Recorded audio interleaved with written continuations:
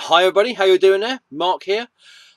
Again. Yes, I know, it's just the second time today that you will be seeing me. The last time was obviously in the last video. Same t-shirt, different comics.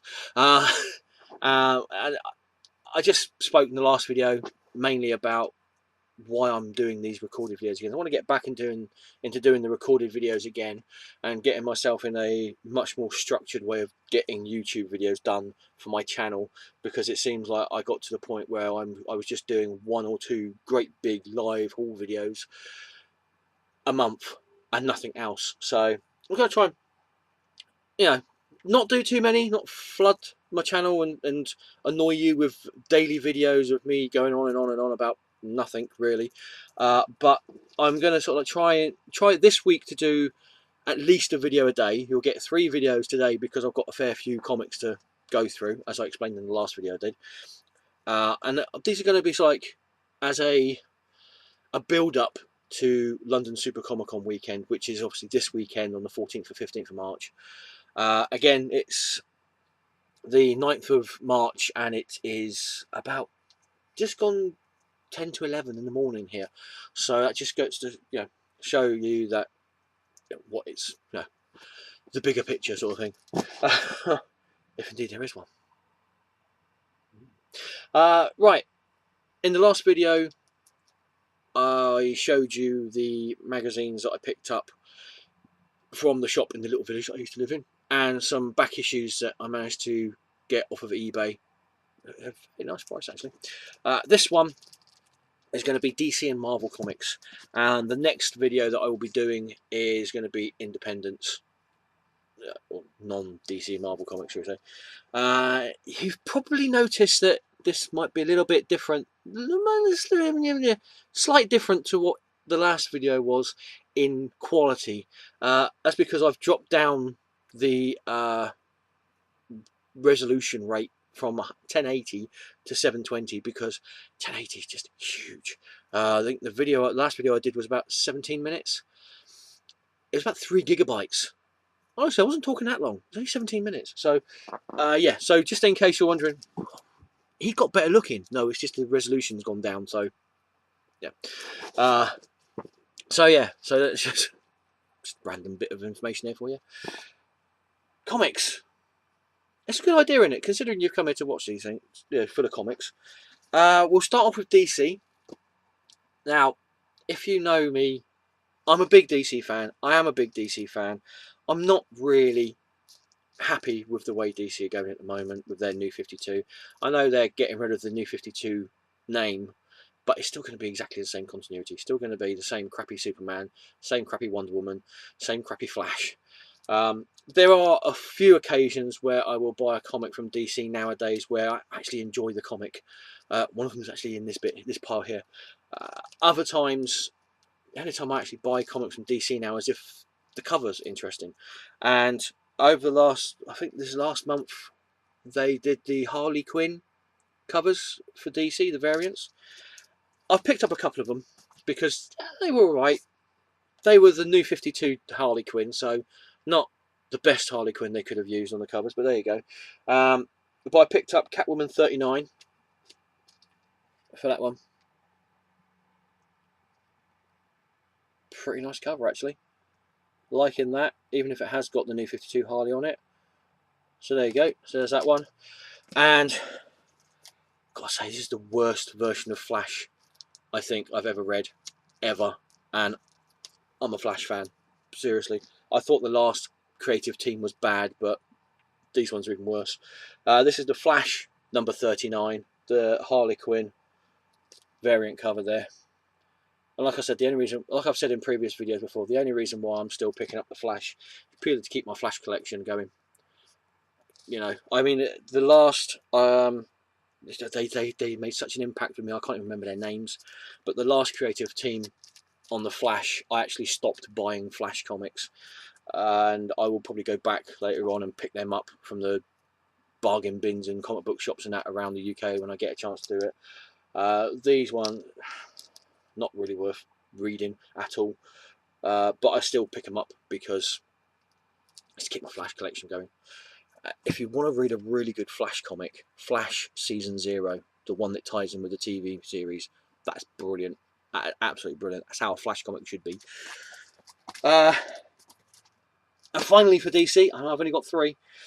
We have got a pretty good comic actually. So I'm imagining that because this is a pretty good comic, this is going to get cancelled around about issue 8 or issue 12, because that's how DC do it nowadays. They keep the bad comics going and they cancel the decent ones. And this is Gotham by Midnight #4. Really good series. This is not issue 4. The last 3 issues were pretty good, so looking forward to reading that. I'm actually going to read this one. Right, Marvel. Now, if you'd have turned around to me about 4 or 5 years ago and said you are going to have more Marvel comics in your standing order, or you are going to get more Marvel comics in your standing order, you're going to get DC, I would have laughed in your face. Seriously, Marvel comics that I got this week. First up, we have got the epilogue to Spider-Verse, which is in Amazing Spider-Man #15. That's the regular cover there.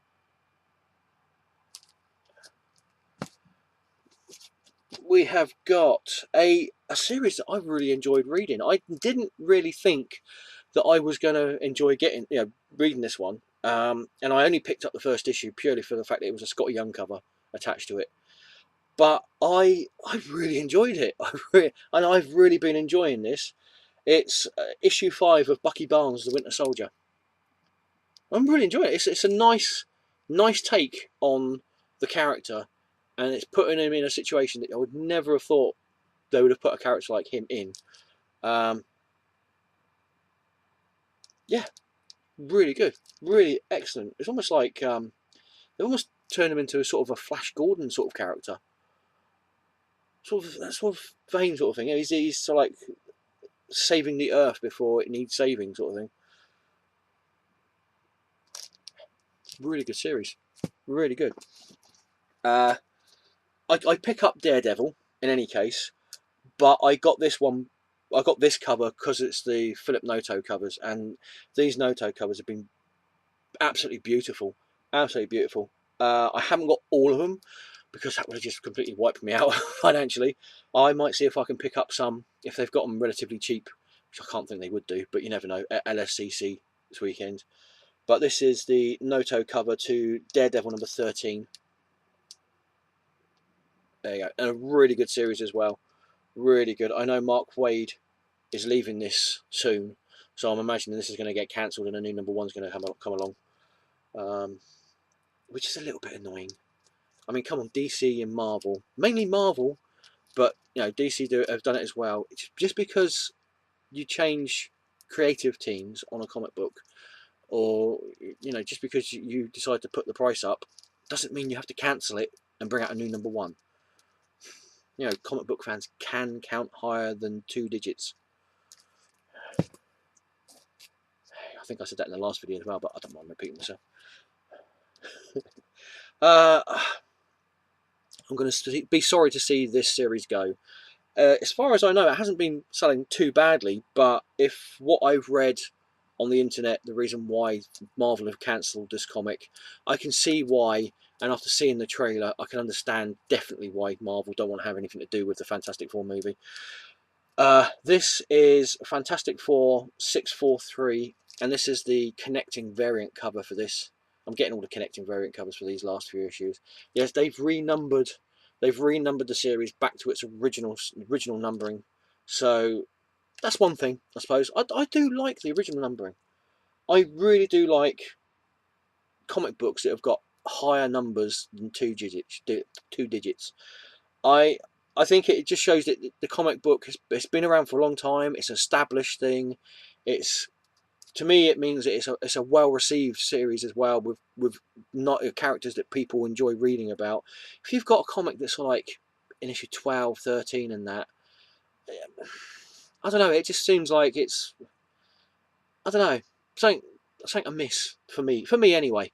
I'm used to reading comic books beforehand that were in the 200s, 300s, 400s, 500s, so that doesn't really bother me. But yeah, it's nice to see them put it in, the original numbering for that. That's really cool. And another Noto cover. This one is just beautiful. I would almost say that this is better than the Amazing Spider-Man Gwen Stacy cover that Noto did. And this is the Inhuman number 12 Noto cover with Medusa on the front of it. Look at that. Can you imagine having that as a what they call a virgin cover? So you'd have nothing there, you'd have no barcode or anything there, you just have that as a cover. That is beautiful. Fantastic. I don't even read the Inhuman comic, but I saw that. I was like, I've got to get that. I've got to get it. This series has been phenomenal for me. I've really enjoyed this series. I haven't actually ordered number 10, so I'm going to have to do that pretty quickly. This is Iron Fist, the Living Weapon, number 9. This has just been great. A great series. And it's just been one of those ones where I'm like, yep, okay, I've really enjoyed that. I've really enjoyed reading that. I can't wait for the next issue. Definitely worth picking up. Okay, here we go. Number 8 of the Scotty Young run, Rocket Raccoon. Another nice comic as well. It's an interesting comic to say the least. Yeah, it's one of those ones where I'm not quite sure whether it's selling because of the Guardians of the Galaxy movie, so it's like riding the crest of that, or whether it's the Scotty Young tag that it's got in it that's making it sell, or whether it's just it's an okay comic. It's nothing outstanding about this. It's a nice read. It's an okay comic, but I don't know. There's been a few occasions where I've thought to myself, I need to cut down on my comics a little bit. This might be one of those ones that I get rid of, and then I read it and I enjoy it. But it's just one of those ones that it sort of stands in the background compared to other comics like Iron Fist. It's not bad, but it's just not wow. It's just one of those ones that plods along nicely, and it doesn't seem to do much, but it's fun. That's what comics should be, really. It's just fun. So there you go. And I'm really sorry to see this one get cancelled. I really am. The whole premise of the series was really good. It was a really nice read. Enjoyed reading it immensely. I just have a feeling that it was the interior artists that they had on this comic that let the title down. There was just something about when I read the first couple of issues, I was like, yeah, okay, I can deal with this artwork. It's not too bad. It's all right. And then by about issue 3 and 4, it was starting to grate a little bit. Then they got another artist involved for the next 2 or 3 issues, I think it was. He wasn't particularly that good, or they weren't particularly that good. And then they went back to the original artist again, and he came back, it was just yeah. I can only feel that the only thing that let this comic down was the interior artwork. And like I said, I'm sorry to see it go because I really enjoyed reading this. It is She-Hulk number 12, and that's the variant cover for it. And I don't mind my quirky artists. I like Keith Giffen's artwork. I like Mike Allred's artwork. So I'm used to the sort of like the quirky sort of cartoonish styles of those artists and that. It just didn't gel with me at all. Okay. Next up, we have got look, it's a Scott Young cover. Surprise, and it's a number 1. We've got the first issue of Spider-Gwen. There you go, and that is a really nice cover as well. Really cool Scotty Young cover. I do like covers like that from Scotty Young. It shows that he's put a bit of thought in it, and it looks like he's sort of taking his time to draw it. There's been a few comics that he's done. I'm just looking over there to see if I can see any of them, but I can't at the moment.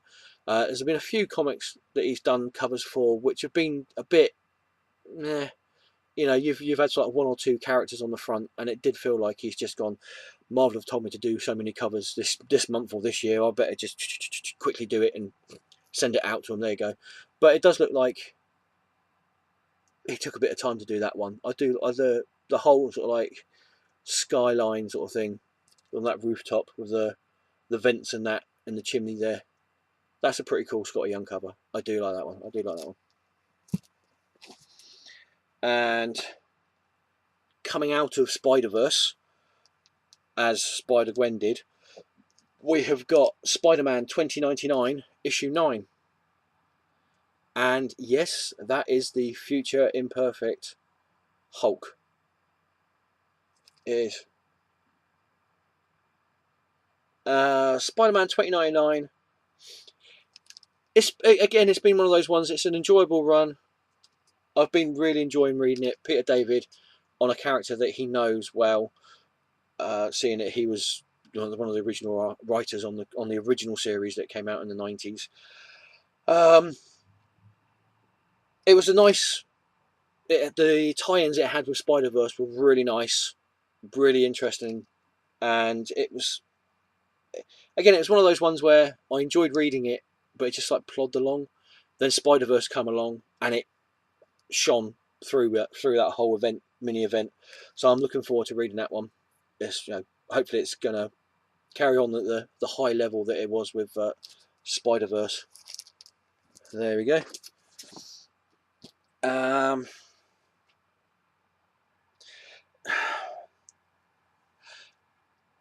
This Spider-Man comic, it seems a bit misplaced. That's the only way I can describe it. It seems a little bit misplaced. I don't know what they were trying to, put across with this series, but there's just something about it. It's not really gelling with me. I'll admit I'm probably picking it up because it's a Spider-Man comic. But yeah, it's issue 3 of Spider-Man and the X-Men, and there's just something about this that just, you know what I mean? It's just not there. There's something that's missing from this series. I don't know what it is. I can't put my finger on it. So, yeah. Out of all the Spider titles that are out there at the moment, this is probably the weakest, shall we say. And finally for this issue, we have got the Thor annual #1. Yeah, and this one is the one that's got everybody's been talking about. It's got the CM Punk writing this one, and he actually writes the young Thor. He actually writes the final installment there. There you go, CM Punk. So I believe that's his first comic book writing assignment. So yeah, it's going to be interesting reading that once I get around to it. I've actually been enjoying this version of Thor, the series that's had this version. I've never really been a big Thor fan, but I've been enjoying it. Whether it's because it's a woman in the lead role now, or whether it's just the style of writing that they're doing, the way they're writing it now. But it's a really good series. It's a really good series, and I wasn't actually one of the ones that was sitting there going, "Oh, they're making Thor a woman." Purely because they're not making Thor a woman. There is a female character who has taken over the mantle of Thor. Thor still exists. They haven't given him a sex change and turned him into a woman like they turned him into a frog a few years ago. Quite a few years ago. So it's I think comic book fans just like to complain sometimes about silly things and immature things and that, and but yeah, I've been enjoying Thor. This version of Thor has been really good, and I still feel that hammer in there looks like an E. To me, there's some sort of like, in some way that looks like an E, so it like T her or thir sort of thing. Obviously it's not, it's supposed to be an O, but you know, to me it looks like an E in a way, in a peculiar way. But yeah, really cool. Right, there we go. That's another video done. Hopefully this one won't take so long to upload now. And I will be back in a bit with the final video with Independence. Yeah. If you enjoyed this video, thumbs it up. If with me, scratching my nose. If you didn't enjoy the video, thumbs it down. But as I always say in my videos, if you do thumbs it down, say why you thumbs it down. Comment, subscribe if you haven't already, and I'll see you in a bit. Ta-ta for now.